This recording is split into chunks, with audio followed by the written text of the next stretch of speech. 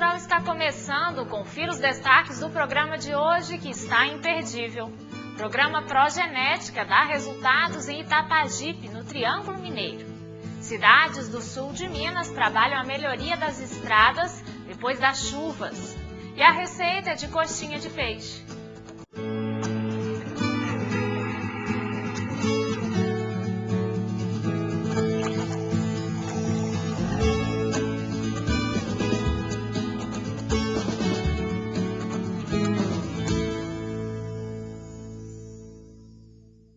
No município de Itapajipe, região do Triângulo Mineiro, os produtores que aderiram ao Progenética adquiriram touros melhorados e já estão percebendo os resultados de um rebanho geneticamente melhorado. Com um rebanho de quase 24 milhões de cabeças, Minas Gerais se destaca na pecuária bovina brasileira, ocupando o terceiro lugar no ranking nacional.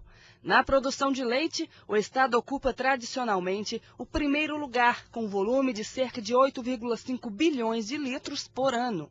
Já na produção de carne, Minas é o terceiro estado produtor, com cerca de 1 milhão de toneladas por ano. Segundo dados do IMA, Instituto Mineiro de Agropecuária, o rebanho bovino de Minas Gerais está presente em 366 mil propriedades rurais. Do total de animais, 300 mil são touros e 10 milhões são vacas e novilhas em idade de reprodução. Imaginando uma pirâmide, nós temos no topo da pirâmide, cerca de 2%, é o chamado rebanho elite, é aquele rebanho de genética especializada que produz para o chamado rebanho multiplicador no meio da pirâmide.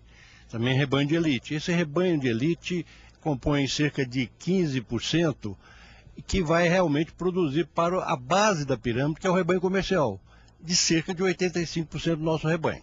Segundo o coordenador, o uso de touros melhoradores pode contribuir cerca de 75% para as mudanças genéticas no rebanho. Trabalha-se normalmente com um touro acasalando cerca de 50 vacas. E esse touro, num ano, ele pode deixar cerca de 40 crias. Então, o peso que esse touro tem no melhoramento genético, a gente diz que ele representa 75% da qualidade do rebanho comercial como um todo. Foi com base nesses dados que a Emater criou em 2007, com o apoio do governo de Minas, o Progenética, programa de incentivo ao melhoramento genético do rebanho bovino do estado. A iniciativa agrega valor ao rebanho comercial mineiro e possibilita aos pequenos produtores rurais o acesso a tourinhos de alto valor genético. São touros de procedência, quer dizer, que tenha o RGD, o Registro Genealógico Definitivo, tem o atestado sanitário, o andrológico positivo, e são todas as qualidades e garantias que o Progenética pode oferecer ao produtor rural. Os tourinhos do Progenética são adquiridos em feiras realizadas pela Emater em vários municípios mineiros. Só em 2012 foram comercializados por meio do programa 1.561 touros de alta qualidade genética, que agora contribuem para melhorar a qualidade do rebanho em pequenas e médias propriedades. Isso te traz um resultado de melhores criações, quer dizer, mais bezerros, com mais rendimento, né, para depois ter um maior lucro no final do ano para o produtor. E, consequentemente, as filhas também podem trazer mais leite, isso quer dizer, mais produção e mais renda ao produtor rural. Seu Jerônimo Machado é um pequeno produtor no município de Itapajipe, no Triângulo Mineiro. Há mais de 30 anos, ele trabalha com pecuária de leite e de corte, mas só em outubro de 2011 pôde comprar o primeiro touro registrado da fazenda. Para melhoramento do gado, né? Que melhora. No meu caso aí, é duas opções, né? Balança e leite, né? Gigante foi adquirido numa feira do Progenética e custou R$5 mil. Enquadrado como agricultor familiar, seu Jerônimo conseguiu financiar o valor pelo PRONAF, Programa Nacional de Fortalecimento da Agricultura Familiar. Vai ser muito tranquilo porque eu pago com os próprios bezerros. Eu não vou tirar dinheiro do bolso. A própria produção paga e sobra dinheiro para mim. E os resultados já estão aparecendo. Na fazenda já existem mais de 20 crias do Gigante. Todos bons, graúdo, sadio.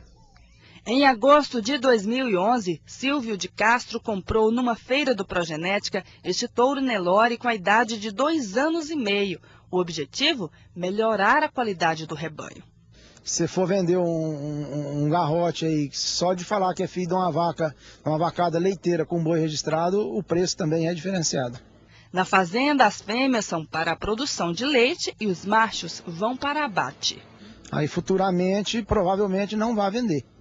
Aí faz o término dele aqui dentro na propriedade, onde é centralizado o leite.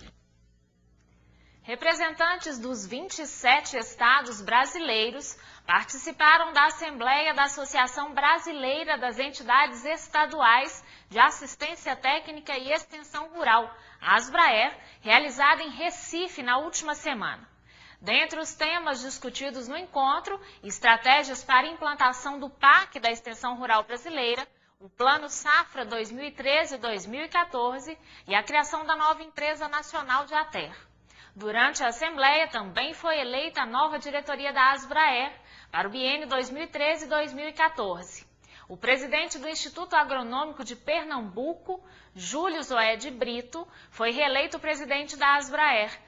E José Ricardo Ramos Roseno, presidente da Emater Minas, foi eleito para o cargo de vice-presidente da entidade. Confira os eventos da nossa agenda. No dia 2 de abril, acontece mais uma etapa do Circuito Mineiro de Cafeicultura na cidade de Ibiraci, no sul de Minas. E no dia 3, o circuito será na cidade de Paraguaçu, também no sul de Minas. Também no dia 3 de abril tem o segundo seminário sobre plantio direto de hortaliças em Barbacena, na região central de Minas. Entre os dias 8 e 10 será realizado o 7º ciclo de palestras em conservação do solo e água da UFLA, Universidade Federal de Lavras, no sul de Minas. E no dia 13 acontece o Dia da Família Rural em Nova Ponte, na região do Alto Paranaíba. E continue ligado que no próximo bloco vamos falar sobre a recuperação das estradas depois das chuvas. O Minas Rural volta rapidinho.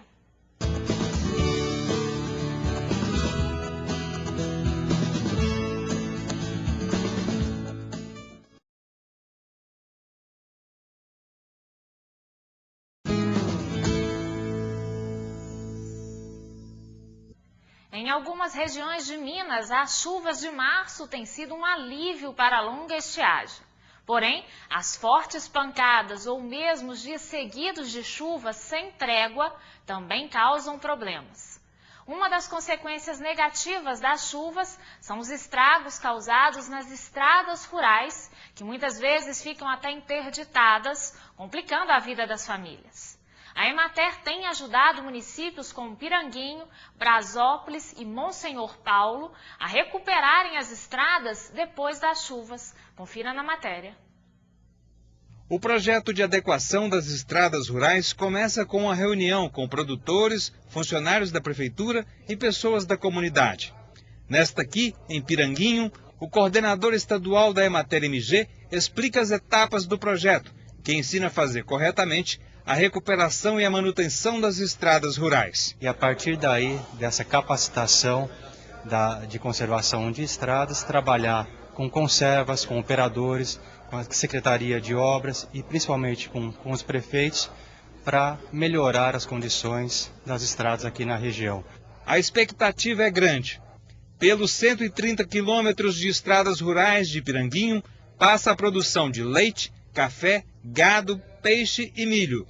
Sem as estradas, a economia para e complica a vida dos 8.000 habitantes. Nós temos o desejo, através desse contato agora com a Emater, de, primeiro, levantar os pontos bem críticos, que nós temos em todo o nosso município das estradas rurais. Segundo, verificar a forma como devemos corrigir esses pontos críticos, para dar assim, uma maior facilidade de acesso de veículos ali. E terceiro, uma informação de que maquinário usar e como utilizar os materiais nas estradas. A 16 quilômetros dali, em Brasópolis, a teoria já está em prática. Os 500 quilômetros de estradas rurais foram mapeados e os pontos críticos levantados. Com as chuvas, os velhos problemas voltaram. Há trechos encharcados, lama, erosões, desabamentos. Um prejuízo leva a outro.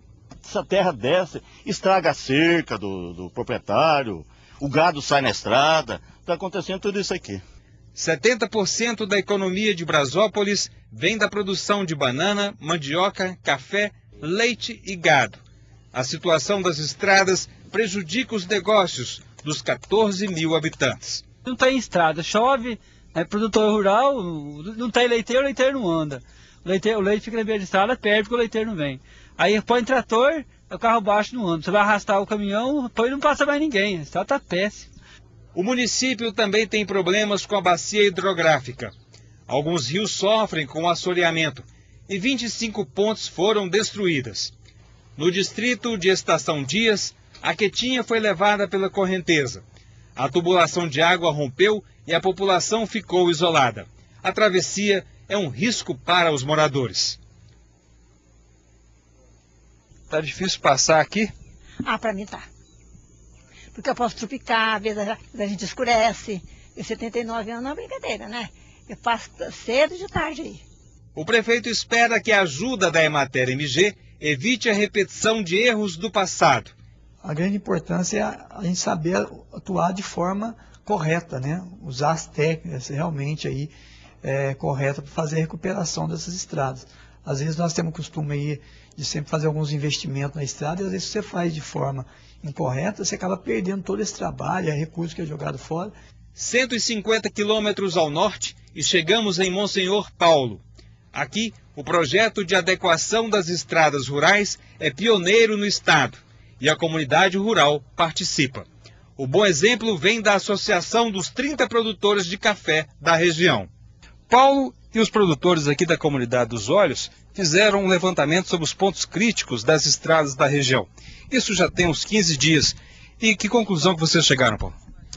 Então, a gente chegou a uma conclusão que para a gente ter uma estrada melhor e dar uma oportunidade para a prefeitura também trabalhar melhor em cima disso, a gente tem que fazer um projeto, um programa. E a gente, através da Emater e da Agricultura de Monsenhor Paulo, a gente aproveitou a oportunidade, trouxe aqui, fizemos GPS, passamos nos pontos críticos e levantamos essa parte. E a gente também vai precisar do apoio do pessoal da comunidade, que às vezes tem lugar que as estradas vai ter que passar, vai ter que fazer uns pontos umas bacias, e tem que ver se esse pessoal vai ajudar a gente a deixar, porque senão vai ser um trabalho em vão. Se não tiver o envolvimento do pessoal para efetuar, às vezes, determinados reparos, não há, às vezes, necessidade da prefeitura, o próprio produtor pode efetuar isso daí.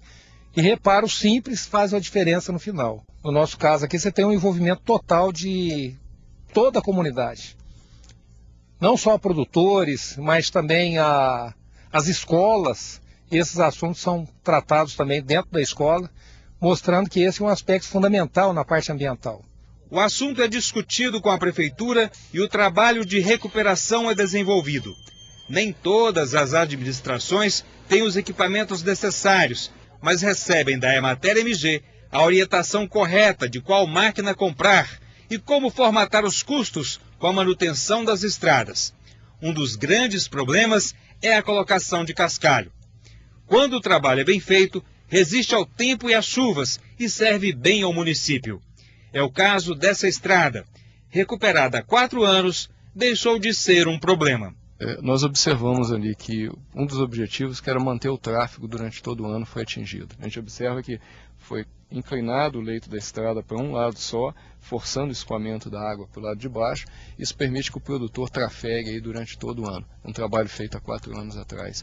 E isso vai animando o produtor de uma pastagem anteriormente degradada. A gente vai observando que vão se ampliando as áreas de cultivo, o produtor vai se animando a investir e gerar renda, né? Que é o principal, é o que mantém o homem no campo. Monsenhor Paulo tem mais de 8 mil habitantes e 700 quilômetros de estradas rurais. Produz principalmente café, além de leite. O trabalho de adequação das estradas está dando resultado. Nós não tínhamos estradas. Estamos recuperando essas estradas. Esse projeto que a Emater está fazendo aqui é importante demais para o município. Representa uma diminuição de gasto na manutenção das estradas e também dos equipamentos por volta de 20%. Então, o que as pessoas pensam que agora é uma despesa, amanhã se retorna com muita facilidade na economia que se faz nessas manutenções. Então, um município como o nosso, que tem uma zona rural muito extensa, muito longa, precisa de um projeto como esse funcionando, estando em dia, para poder favorecer não só o produtor, como toda a região.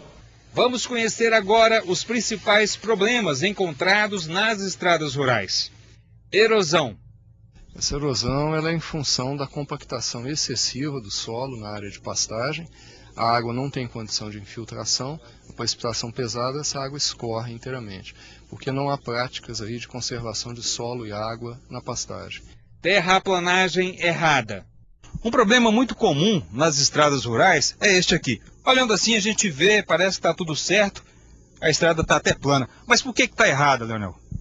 A estrada não pode ficar plana de maneira alguma. A estrada ela tem que ter sempre um caimento, ou para os dois lados ou para um lado só, de maneira que a água que cai na estrada ela escoa rapidamente e sai do leito da estrada. Quando você vê uma situação dessa, em que a água acumula, você tem problema durante a época das águas, que vão formando buracos aí na estrada, e na época da seca isso tende a se perpetuar. Você passa na estrada e vai formando os buracos ali, nesses pontos de acúmulo de água. Assoreamento dos rios. O problema é que é sério. Em função da má conservação de solo e água, desceu esse barranco aí, provocando o estrago na estrada, impedindo o trânsito aqui, e provocando turbidez na água, isso prejudica a vida aquática e provocando assoreamento do curso d'água. Isso diminui a disponibilidade de água que pode ser utilizada. Cascalho sem compactação.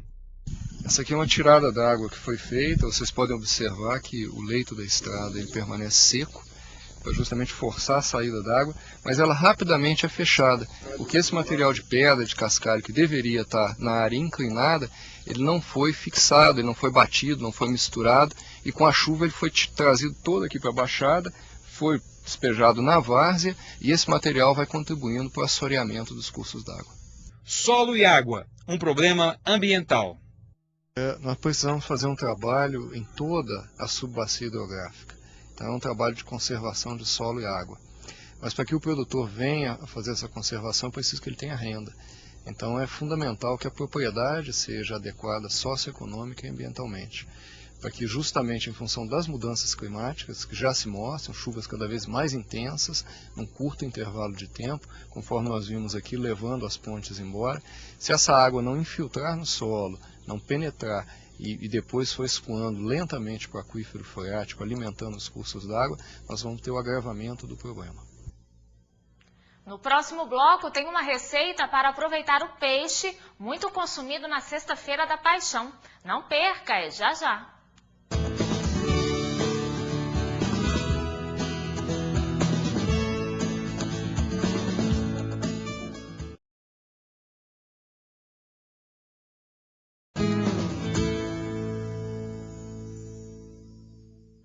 O Instituto Mineiro de Agropecuária, IMA, fechou em 2012 protocolo de intenções com um programa de certificação mundial que define regras para a produção e abastecimento de café, chá e cacau.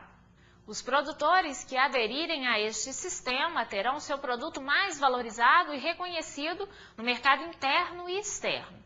O programa de certificação baseia-se num sistema de rastreabilidade que assegura que os produtos foram cultivados e colhidos de forma responsável dentro das normas técnicas pré-estabelecidas. Engloba requisitos de gestão, rastreabilidade, boas práticas agrícolas, além de aspectos ambientais e sociais específicos. Produtores inscritos no Certifica Minas Café, que estejam interessados em aderir ao programa de certificação mundial, devem formalizar a adesão junto ao IMA ou à Emater.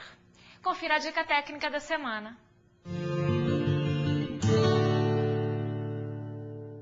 A dica técnica de hoje é a utilização do leite azedo de vaca misturado com água no controle de importantes doenças na nossa agricultura. A utilização do leite de vaca azedo no controle de doenças se recomenda 1 litro de leite azedo para 20 litros de água, aplicadas semanalmente. Depois de misturar o leite de vaca azedo com a água, sempre na proporção de 1 litro de leite azedo para 20 litros de água, o produto já está pronto para ser levado para a lavoura e ser aplicado. A Emater recomenda a pulverização semanal do leite de vaca azedo, de preferência ao final da tarde. A grande vantagem da pulverização do leite de vaca azedo, além do controle de doenças, protege a folha sobre a queimadura sob o sol forte. Outra grande vantagem é que a pulverização do leite de vaca azedo não oferece qualquer risco ao trabalhador rural, aos alimentos e ao meio ambiente. Para mais informações, procure o técnico da Emater no seu município. A Sexta-feira Santa, ou Sexta-feira da Paixão, é uma data em que os cristãos lembram o julgamento, crucificação e morte de Jesus Cristo. Uma das principais tradições dos católicos praticantes é a abstinência da carne em respeito ao sacrifício de Cristo na cruz. Assim, muitos fiéis optam pelo consumo de peixe. Se você segue a tradição e quer aproveitar aquele peixe que sobrou do almoço da Sexta-feira Santa, uma boa dica é preparar uma coxinha com recheio de peixe. Vale a pena provar. O prato que eu vou apresentar agora é a coxinha de peixe com tilápia. Esse prato foi desenvolvido por mim aqui no município de Boa Esperança. E nós temos a criação de peixe em tanque-rede. E eu quis desenvolver esse prato para aproveitar mais o quarto do peixe e deu certo. Anota os ingredientes.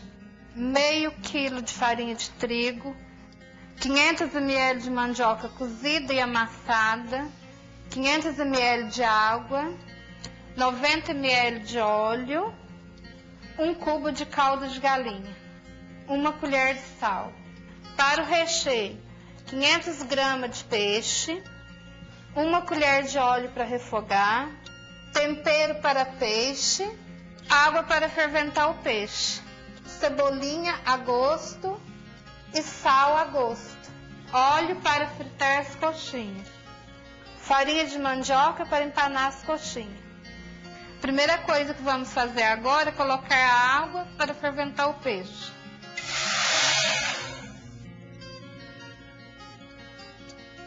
Vamos tirar o peixe. Vamos deixar o peixe esfriar agora. E vamos preparar a massa da coxinha. Numa panela vamos misturar a mandioca, a água, a farinha de trigo, o óleo. Agora vamos colocar o caldo de galinha diluído na água.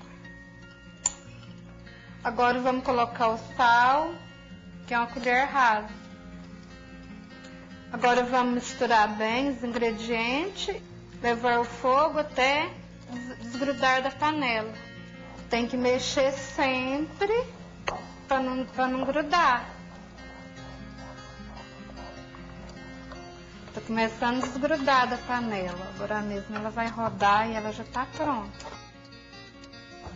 Agora que a massa desgrudou da panela, ó, vamos pôr ela no plástico e sovar. É o segredo para a massa ficar fininha e não grudar na mão, é esse. Você vai virar ela aqui. Para preparar o recheio, vamos tirar agora o espinho do peixe. Aí, o peixe sendo tilápia, a tilápia é um peixe que tem menos espinho. E se a pessoa preferir, o filé, para não ter o trabalho de ter que retirar os espinhos. Agora vamos refogar o recheio. Colocar o óleo na panela, misturar o tempero para peixe, a cebolinha, cheiro verde,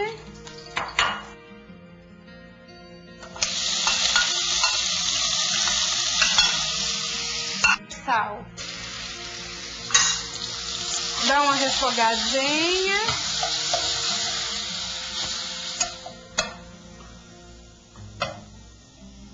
Agora vamos enrolar as coxinhas.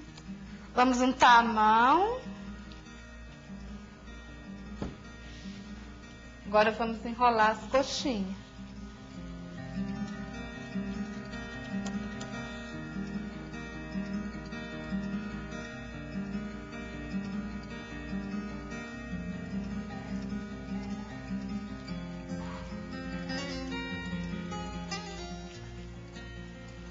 Passar na farinha de mandioca.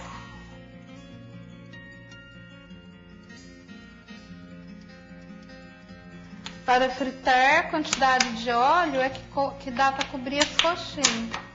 O óleo tem que estar bem quente. Para ver se o óleo está aquecido, a gente coloca uma pitada de trigo. Ferveu, o óleo está no ponto. Só colocar as coxinhas, deixar elas dourar.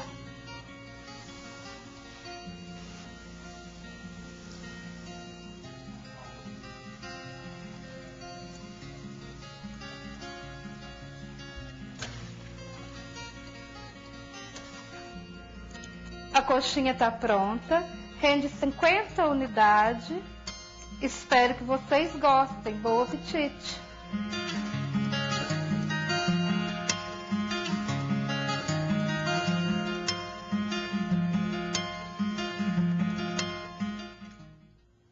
O Minas Rural está terminando. Obrigada pela sua companhia e é claro que eu espero você no nosso próximo encontro. Tchau!